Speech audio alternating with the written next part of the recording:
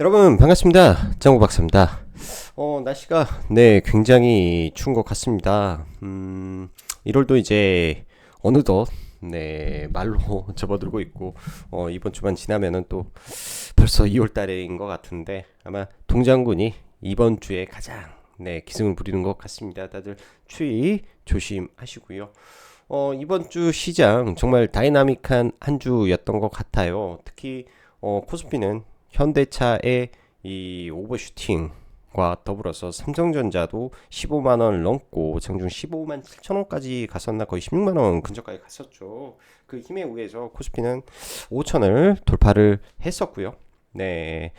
반대로 코스닥은 알테오젠의 로얄티 2%, 그다음에 기술이전, 노이즈 등 두 가지가 크게 시장에 영향을 끼치면서 제약바이오의 큰 폭락을 좀 불러왔는데 사실상 알테오젠만의 이슈다 보니까 나머지 종목군들은 사실 억울할 수도 있었던 내용에서 금요일날 코스피 5천 특위와 대통령의 만남, 코스닥 3천을 불러내는 불러짓는 이 코스피 5천 특위의 발언 속에서 대규모의 패시브 자금이 시장의 코스닥으로 유입이 되고 기관의 1조 순매수가 동반되면서 코스닥을 강하게 끄집어 올렸습니다.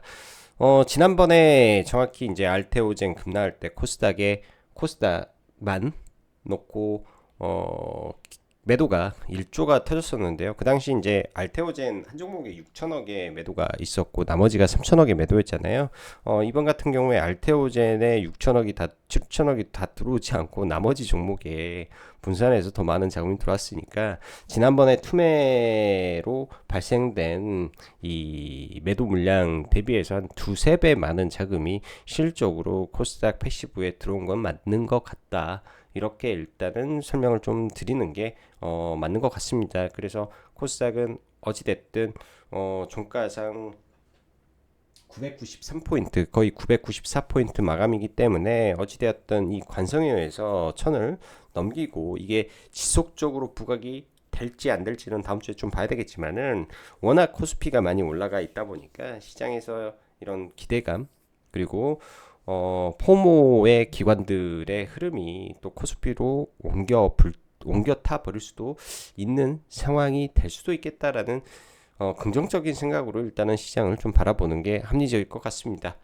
자, 들어가기 앞서서 라이브 방송 가입 진행하고 있고 오늘까지 가입 이벤트 진행하니 관심 있으신 분들은 함께 가입하셔서 하시면 될 것 같네요. 코스닥 3000 디지털 자산을 마중물로 한다라는 발언 속에 상한가가 속출해 버렸고요. 코스닥 시장 주목도가 되고 올라가면서 제약바이오 섹터가 폭등하는 흐름으로 마무리가 되었습니다. 재밌는 것은 레인보우 로보틱스는 상승을 했고 나머지 그동안 올랐던 많은 로봇주, 특히 테마로 움직였던 로봇주들은 폭락을 했다라는 게 지금의 시장의 특징이고요. 다 같은 로봇이 폭락한 건 아니었기 때문에 로봇 전체가 폭락할 이유는 시장에서 찾지는 않는 거구나.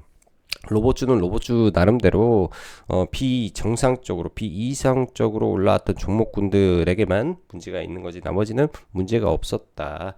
뭐 이 정도로 좀 봐야 될 것 같습니다.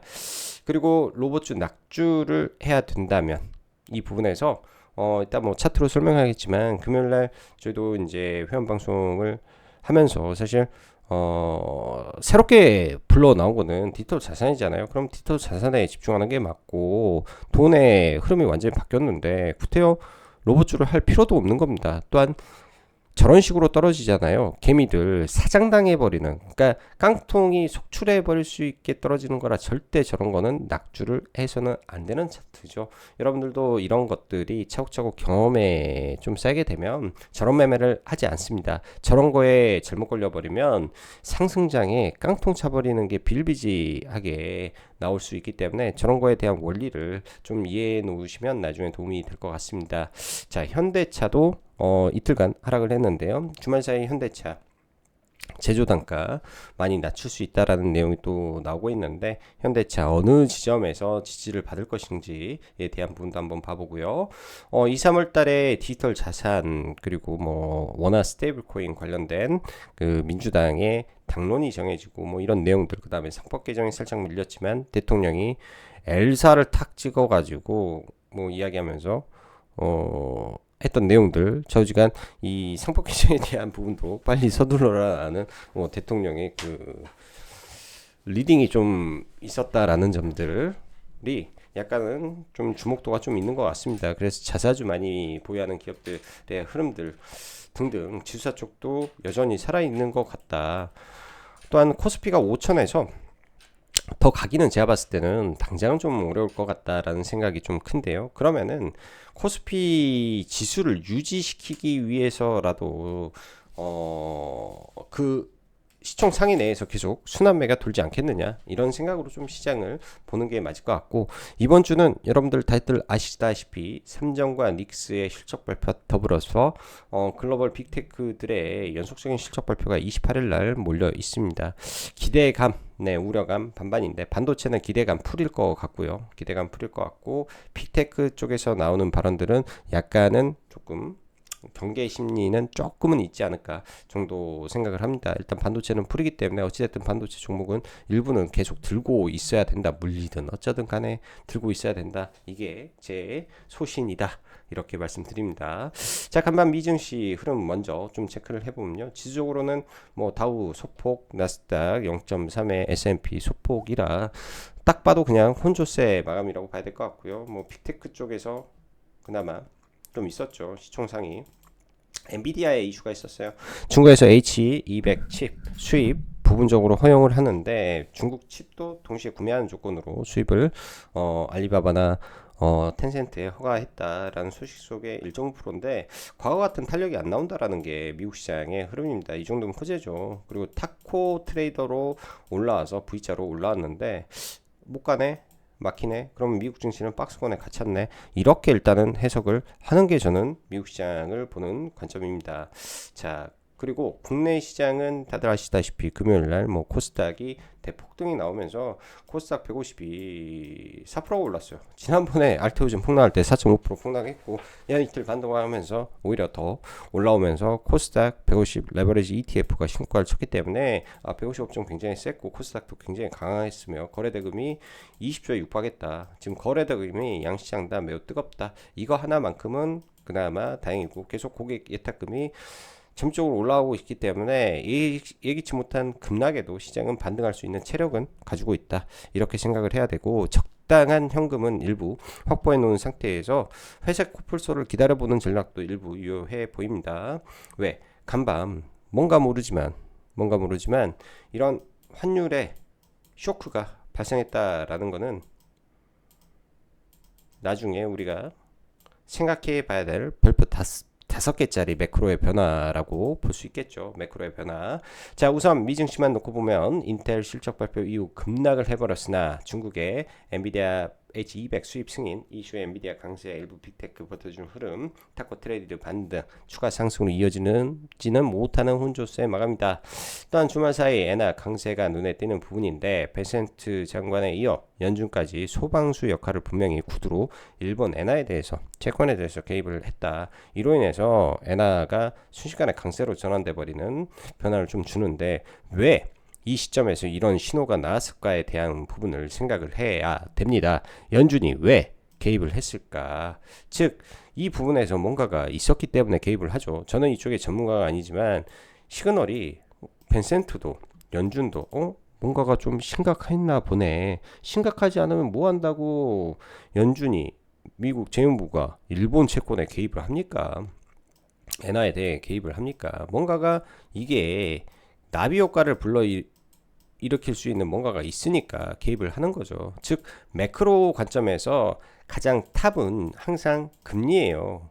채권이고, 이 채권 쪽에 뭔가가 있어서 이런 것들이 좀 있구나라는 생각을 해야 됩니다. 왜냐? 이번에 NXT가 여러분들 사실 발작을 했는데 여러 가지 요인이 있겠지만은 그때도 채권이 올라가면서 우리나라가 조금 더 발작의 강도가 심했지만 나스닥도 2% 가까이 빠져버렸던 이슈가 있습니다. 전부 다 채권하고 연동된 이슈였기 때문에 그게 전초전이었다면 본체가 나중에 나올 수도 있겠죠. 그때도 똑같습니다. 현 시장의 주도주를 잘 관찰하고 투매의 강도를 보고 그때 들어간다라는 생각으로 일정 부분 현금을 가지고 대비하면 굉장히 단기간에 큰 복구를 할 수도 있는 거고 큰 수익을 낼 수도 있는 부분이기 때문에 그런 점은 항상 머릿속에 잘 생각을 해놓고 일정 부분 현금을 가지고 보시면 될 것 같다. 대신 지금 이 이슈가 시장에 바로 반영되거나 그런 거는 아니기 때문에 호들갑은 필요 없지만은 알고 있으면 막상 닥쳤을 때 대응할 수 있다. 이렇게 생각해 봅니다. 국장은 코스피 5천을 찍고 조방호는 주춤한 가운데 3전도 신고가 이후 2일간은 음봉 마감되었습니다. 대신 요 며칠은 증권, 금융, 지주가 시장을 바치고 거기에 금요일 코스피 5천 특위와 대통령의 만남 그리고 코스닥 300 디지털 자산을 활용해서 딱 이 두 가지 키워드가 시장의 전부였다라고 할 수 있죠. 최근에 보면 시장의 이 순환 매가 굉장히 빠릅니다. 즉 핵심 키워드가 모이고 돈이 쏠리고 그 다음에 핵심 키워드가 나오고 돈이 몰리면서 이제 테마가 형성이 되겠죠. 그 안에서 주도주가 나오고요. 주도주는 두 가지로 나오죠.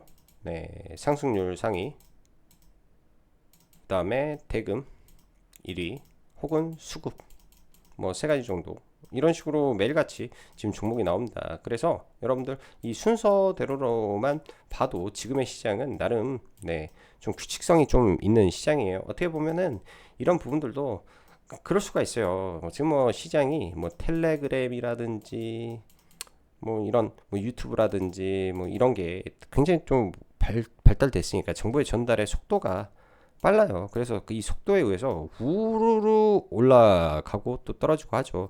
그래서 우르르 올라가면 무섭습니다. 너무 속도가 빨라서 개인들이 잘 못 접근하는데 지금은 유동성이 있으니까 막 타서 먹고 빠지고 1등만 살아남는다. 즉 테마의 1위만 어떻게 해서든 하려고 노력하시고 이 시장의 흐름도 언젠간 또 바뀌겠는데 아직까지는 이게 시장에 먹히는 전략이기 때문에 이대로 가지고 좀 보시면 좋겠다 말씀드리도록 하겠습니다. 그렇게 말씀드리고요. 자, 코스닥 3000과 디지털 자산으로 이 두 가지 키워드. 코스닥 3000은 사실 모르겠습니다. 일단은 차트로만 보면 코스닥은 과거에 3000포인트를 하고 이렇게 떨어져서 한 300까지 떨어졌다가 20년이 넘는 기간 동안 장기 박스권을 가지고 있죠. 1000을 못 넘고 있어요. 그래서 이렇게 해서 그나마 저점은 좀 올려왔고요. 저점은 코로나 때 순간 한 400 찍었나요? 그럼 평균적으로 600에서 700 왔다 갔다 했던 게 코스닥의 하단이고 위에는 에코프로 때 1050인가 찍었었으니까 이 레인지가 조금 넓게 하면 500이라고 치고 박스권이 1000이라고 치면 박스권이 돌파되면 이 사이의 갭이 500이라고 치니까 많이 가면 1500 정도 가겠다라고 보면 이 장기 차트는 허수니까 3000이지만 저항은 사실 1750의 저항이 있어요. 1750에서 1550의 저항이 있으니까 많이 가면 코스닥도 1500까지는 올리겠다. 이런 관점이 생길 수도 있다라고 볼 수 있을 것 같습니다. 시가총액 기준으로 보면 안 돼요. 코스닥은 사실은 그거는 맞는 말이라 지수를 단순하게 보면 좀 어렵다. 금요일날 왜 제약바이오가 여러분들 많이 올랐을까요? 코스닥 150에 제약바이오 비중이 40%입니다. 반도체가 한 20 몇 프로 되고요. 2차전지가 17% 정도 됩니다. 종목수가 적죠. 그러니까 패시브대로 올라오니까 이렇게 올라오고 또 시가총액 상위에 레인보우가 들어있죠. 그러니까 레인보우 순간 막 폭등하고 이런 부분인데 이게 다 ETF화 되어 있다. 같이 패시브로 엮여서 올라오고 있다. 즉 올라갈 때 우르르르 떨어질 때 우르르르 올라올 때 우르르르 떨어질 때 우르르르. 그럼 우리가 여기서 할 수 있는 거는 이 우르르 가는 섹터 내에서 1등주의 성격을 띠는 종목이 뭔지 찾아내는 게 가장 급선무다. 재료야 모든 종목이 다 있는데 이번에 제약바에 올라왔을 때 1등주적인 성격을 띠는 종목군들은 발견이 되었습니다. 발견되었다. 이렇게 말씀드리고요. 자, 디지털 자산, 스테이블코인 2월달 이슈가 있고요. 그러니까 당론이 결정되고 이제 법안 제시하고 하는 일정이고 3월에 국회 입법 이슈가 있습니다.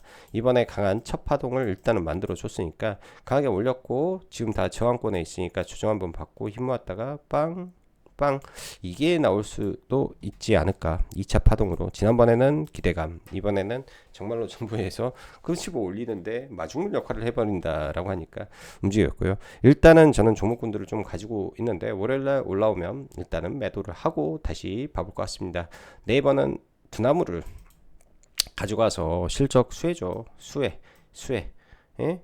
그 다음에 LCNS 수혜 실질적인. 왜 정부에서는 지금 뭡니까? 여당은 그러니까 한은은 은행을 데리고 와서 하겠다 이거고, 그 다음에 여당은 은행이 아니라 민간 주도가 돼야 된다. 즉 민간이 주도가 하면 자금력이 탄탄한 기업으로 해야 된다. 탄탄한 네, 이렇게 되죠. 그래서 실적인 수혜주는 요놈들, 요 친구들이 되는 거고요. 나머지 테마주, 테마주. 사실 이 스테이블 코인을 활용하면 뭐가 유리하나요? 결제 수수료가 떨어져요. 하락하게 되죠. 근데 왜 결제주가 올라야 될까? 참 이것도 지나고 보면 참 아이러니한 부분입니다. 사실 요놈은 나중에 올라가면 다시 떨어진다. 이렇게 보면 될 것 같고요. 될 것 같고.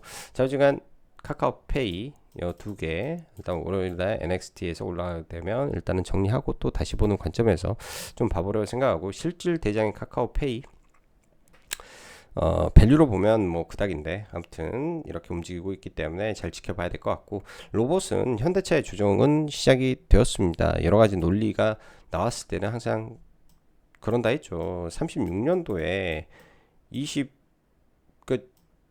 보스턴 다미낙스 64조 매출에 26조 뭐 이렇게 말을 해버리면 조금 퀘스천을 달아야 돼요. 이럴 때는 퀘스천을 달아야 되고, 그때 이제 포모에 빠져가지고 뒤늦게 들어가면 아픈 거고, 다시 또 내려와서 지금 토요타의 퍼 밸류가 15입니다. 퍼가 토요타가 15인데 그 15는 제가 봤을 땐 맞출 것 같아요.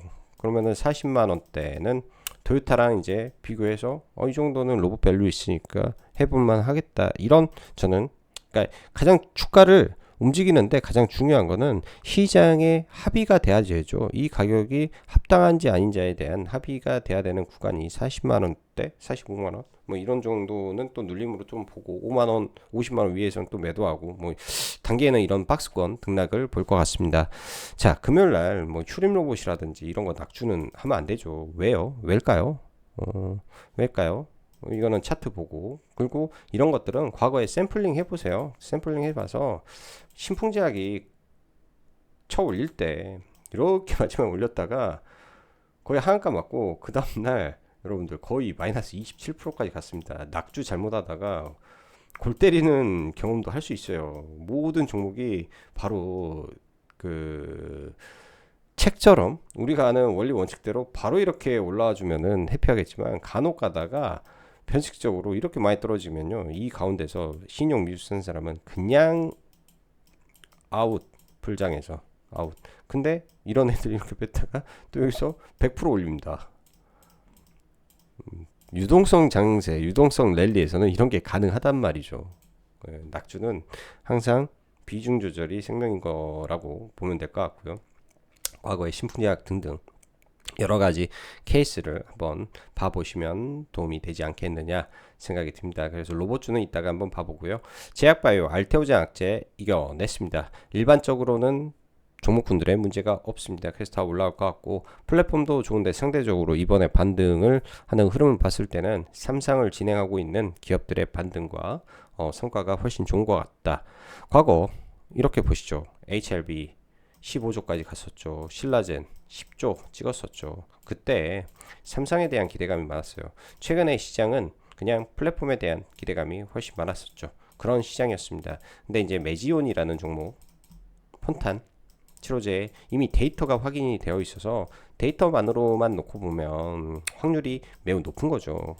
확률이 90% 가까운 확률로 시장은 바라보고 있고, 코롱티슈진도 확률이 매우 높죠. 이미 허가를 받았다가 취소받고 다시 했는데 데이터로만 보면 둘 다 좋아요. 그래서 삼상을 하는 찐 바이오들이 이제 FDA를 통과해서 나름의 성과를 낼 수 있는 한 해가 될 수 있는 올해입니다. 그래서 오히려 이런 종목군들이 의외로 굉장히 크게 움직일 수도 있어요. 신약을 하는 회사들의 흐름이 허가를 받게 되면 엄청난 상승이 과거에도 있었죠.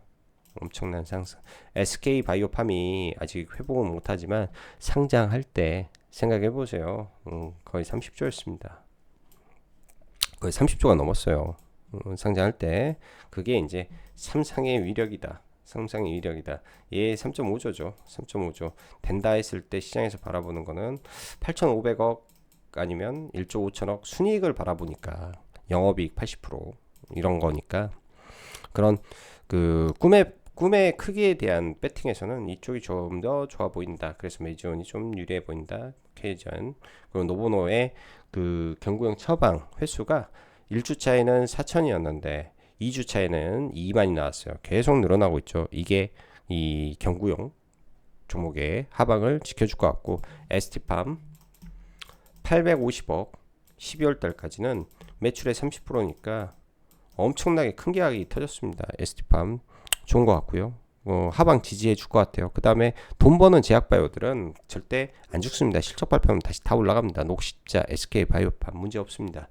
자, 배터리 일단은 당연히 금요일 날은 매도입니다. 저도 배터리 2개 가지고 있었었는데요. 다 매도했고요. 삼성 SDI는 선물로 보였고 LNF는 현물로 가지고 있었습니다. 둘 다 시가에 전량 매도 처리했고, 배터리를 보면서 저는 좀 느끼는 게 이제는 폐배터리를 볼 시점이 다가왔구나. 폐배터리 쪽을 봐야 되겠구나. 변화의 시작점이 이제는 서서히 도래할 수 있겠구나. 장기 투자를 고민해 볼 수도 있겠구나 라는 생각을 좀 해봅니다. 현재 전세계 전기차는 1000만 대가 넘게 팔리고 있죠. 1000만 대가 훨씬 넘게 팔리고 있습니다. 17년도, 18년도 이때 1만 대에서 2000년이 넘어가면서 이게 뭐 갑자기 3만 대, 15만 대, 20만 대, 50만 대 쫙쫙쫙 늘어났죠. 근데 배터리의 사용 연료가 뭐 짧게는 6년, 뭐 길게는 뭐 짧게는 6, 7년에서 길게는 12, 3년인데 차를 교체를 하잖아요. 차를 여러분들 웬만한 사람은 또 다 이런 똑같은 잣대를 대긴 좀 그렇기 때문에 5년에서 7년 사이에 신차로 많이 갈아타기도 하잖아요. 그런 것들 감안하면 또 배터리 성능의 저하를 감안하면 본격적으로 이제 폐배터리에 쏟아질 텐데, 처음에는 조금씩 나오다가 이렇게 올라간단 말이야. 10,000, 20만, 5만, 뭐 50만, 150만, 300만, 1000만. 그러니까 이게 의외로 이쪽 시장이 다크호스겠는데 주말에 이런 생각을 했습니다. 그리고 반도체. 자, 종목군들 그냥 다이렉트로 좀 보면서 좀 넘어갈게요. 뭐 단알 매매했던 거네. 이런 것들은 뭐 볼 필요 없으니까. 자, 먼저 현대차부터 좀 보죠. 현대차 연속적으로 급등 이후에 대량의 좀 매도가 나오면 좀 빠지는데요. 보통 이런 종목군들은 뭐다? 그냥 11선이다. 대형주는 11선. 그리고 지지와 저항이 놓여있는 이런 자리가 1차적으로 지지를 받을 수 있는 자리겠죠. 현대차. 그리고 금요일날 휴림 로봇이라든지 폭락 맞았는데요. 올라올 때 명분이 없었어요. 그러니까 떨어질 때도 받아내야 될 의무는 없었죠. 보통 장 초반에 할 수도 있는데 저는 이거는 좀 별로 하고 싶지는 않았던 종목이고, 설사 떨어진다라고 하더라도 별로 할 생각은 없습니다. 잠깐 심심해서 예를 들어서 신풍제약 하나 보죠. 역사적으로 이런 종목들이 많았어요. 급격하게 올라온 종목군들 한번 보면 봐봐요. 점으로 올라가다가 이렇게 해서 광풍이 불어가지고 올라갑니다. 그리고 한가 14% 맞고 그 다음날 한가를 가버리죠. 아침에 소폭 반등했는데 25%까지 빼면 이거 얼마나 미친 하락입니까? 여기에서 이제 55,000원에서 90,000원까지 올라와서 단기에 좀 올라오고 나서 좀 힘보고 나다 다시 올라오는 이런 거를 만들어내기도 하긴 하지만 무섭다라는 거예요. 많이 올라간 종목이 떨어질 때 한 10배씩 올라간 종목군들 흐름을 몇 개만 좀 볼게요.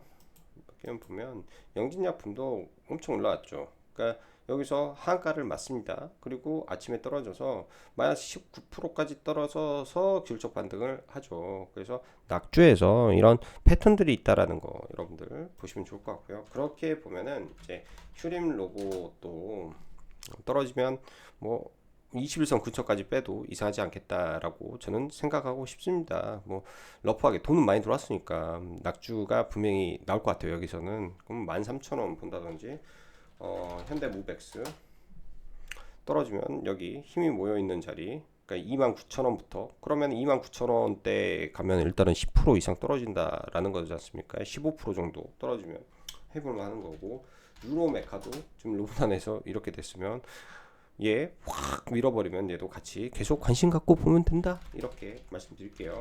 램보 로보틱스 강하게 유지되네요. 그냥 11선에서 유지된다라고 봐야 될 것 같고 SPG나 종목군들 잘 안 빠집니다. 지금 로봇 쪽이 다 죽었다라고 보긴 그래요. 근데 먹을 폭이 좀 없는 거겠죠.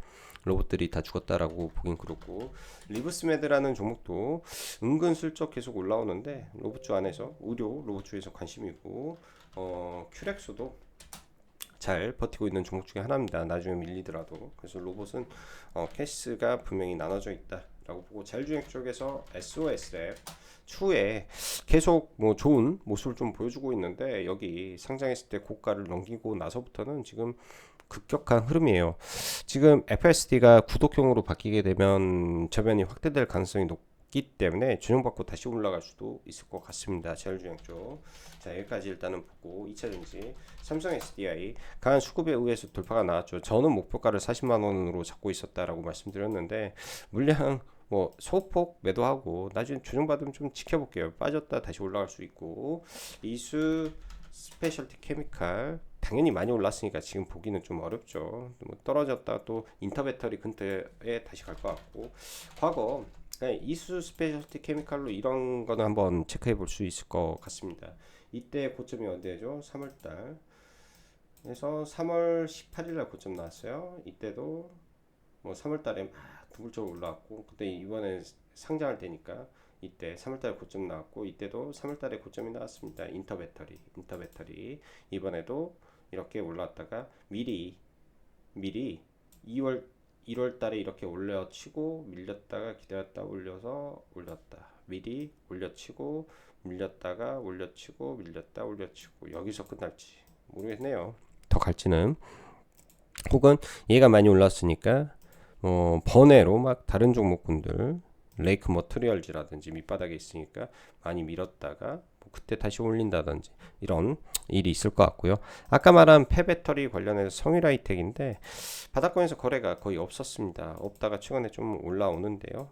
이렇게 해서 계속 박스권 그리다가 좀 중장기적으로 10만원 이렇게 노려봐도 10만원 근처까지 그러니까 시가총액이 5천억대 근처 내려와서 올라가면 그때는 좀 해볼 만한 가치가 있어질 것 같다 이렇게 좀 보여집니다. 자 스테이블코인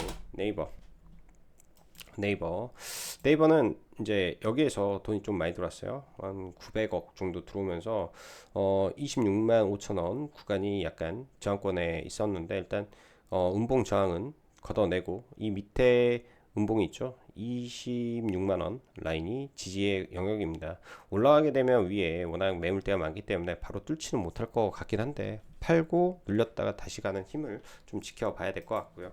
카카오는 상대적으로 본체가 아니죠. 카카오 페이가 스테이블코인 쪽의 본체이기 때문에 페이가 좀 세고요. 과거에도 엄청 세게 움직였었기 때문에 그 힘에 의해서 좀 움직일 건데 매물대 잘 봐야죠. 올라오더라도 일단 여기 시가부터 깨져 내려온 구간이 강력한 매물의 구간입니다. 78,000원 많이 하나 올라가더라도 여기서는 무조건 브레이크 걸린다. 무조건 브레이크 걸린다라는 생각을 해야 됩니다. 내일 당장 가버리면 이 위에서는 절대 따라붙으면 안 되는 거고. 그 다음에 다날도 매매를 했죠. 사실 저는 금요일날 이쪽에 매매가 4종목이었어요. 근데 다날은 미리 잡았는데 여기서 팔고 눌리면 다시 봐야지 하고 못 잡고 그 다음에 여기 뒤에 상 풀릴 때 이 상 풀리면 다날 잡아야 된다라고 회원님들 설명드렸는데 못 잡고 너무 아쉬웠던 것 같고요. 뭐 카카오페이도 오후장에 사실 이 구간에서 지수할 때 이때 잡아야 되는데 뒤늦게 올라타가지고 그냥 짧게 상가 근처에서 전략 매도하고 돌파로 봤죠. 돌파 들어가서 전략 매매하고 나머지 이제 몇 개 가지고 있는 거는 이제 아마 보유하고 있는 거는 이제 매도해 할 거니까 따로 코멘트는 드리지 않도록 하겠습니다. 그래서 이런 스테이블 코인 쪽 움직임이 이러하다라고 좀 봐야 되겠고요. 로봇 했고 스테이블 코인 했고 그 다음에 반도체 삼전과 닉스는 윗단에서 지금 버티고 있는 상태죠. 낸드 플래시 가격을 또 100% 올렸습니다. 펠미스의 제주 반도체가 지금 여기서 잘 버티고 있는데요. 21선. 그러니까 이거는 저도 고민이에요. 고민.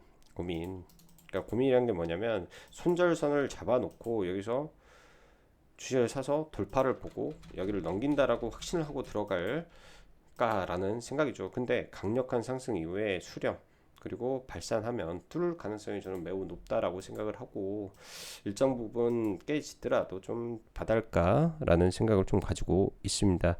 자, 제약바이오 넘어와서 매지온이 이번에 제약바이오 급락했을 때도 하락의 폭이 없더니 오히려 그때 수요일이죠. 수요일 날 빠졌는데도 없더니 오히려 더 강세의 흐름을 보여줍니다. 즉 제약바이오 안에서 1등이라는 거죠. 지금 매지온이 1등이다. 네, 1등이다라는 것을 시장에서 검증을 했다라고 좀 보여집니다. 얘가 밀리더라도 제약바이오가 움직였을 때 매지온이 제일 많이 갈 가능성이 높고 코롱 티슈진도 올라오는 거 보면 삼상 종목이 강하구나. 개별 종목을 가지고 있는 케어젠 미국 FDA 허가를 기다리고 있는 상황 속에서 1월 31일 결과가 발표가 될 건데 그 개별 힘에 의해서 올라오고 있는 종목이죠. S팜 여기도 개별 이슈에 의해서 올라오고 있습니다. 각각의 모멘텀과 이슈에 의해서 올라오고 있고요. 경구형이죠. 3,000당 제한 경구형으로 올라왔는데 여기서 더 올라가면 아무래도 단일가 지정 예고가 걸리기 때문에 위로 가면 부담이 좀 될 겁니다. 그래서 쭉쭉 가기는 어렵고 잘 가야 40만원이지 않을까 일단 이렇게 생각이 들고요. D&D 파마텍도 나쁘진 않은데 위에 매물에 좀 갇혀 있다 보니까 좀 답답한 모습. 일동제약도 조정을 받았는데 45에서 버텨서 언제든지 위로 칠 수 있는 흐름 정도. 경구 쪽은 상대적으로 양호하다. 그리고 플랫폼의 대장 ABL 바이오 많이 떨어지지 않은 상태고 리가게임은 상대적으로 좀 약해서 중요한 거는 18만원을 갖다 붙이는지가 중요할 것 같고요. 에이프릴 나쁘진 않아요. 그냥 시장 따라 흐름 따라 패시브 따라 그런 흐름이다. 이렇게 봐야 될 것 같습니다. 그리고 제약바이오 쪽에서는 뭐 하나 마이크론 위에서 놀고 있는데 실적이 좋아서 뭐 이거를 팔고 자시고 할 건 아니에요. 실적 나와봐야 그냥 그 다음에 흐름을 우리가 이해할 수 있고요. 리노공업이 코스닥 그 패시브가 또 리노공업에는 반도체 안에 좀 들어오더라고요. 그래서 리노공업이 신고가 근처에 있다 정도 체크하고 보시면 좋을 것 같습니다. 그래서 월요일날 당장은 아침에 이런 카카오페이라든지 이런 쪽에 NXT가 있기 때문에 순간 탄력을 받고 움직일 수 있죠. 움직이게 되면 아마 차익 매물이 이쪽 근처에서 좀 나올 거라고 예상이 듭니다. 그리고 이번 주는 일정으로만 놓고 보면요. 짧게만 좀 볼까? 일정으로만 놓고 보면 다수의 실적 발표가 예정이 되어 있죠. 실적 발표랑 여기 캐나다 잠수함 이때 따라붙지 마세요. 이거 하나 오션 시스템 따라붙으면 죽을 수 있습니다. 오히려 이때 슈팅 나오면 파세요. 저는 파는 게 답이다. 이렇게 말씀드리겠습니다. 자, 오늘도 영상 시청해 주셔서 진심으로 감사드리고 여기까지 짱구 박사였습니다. 감사합니다.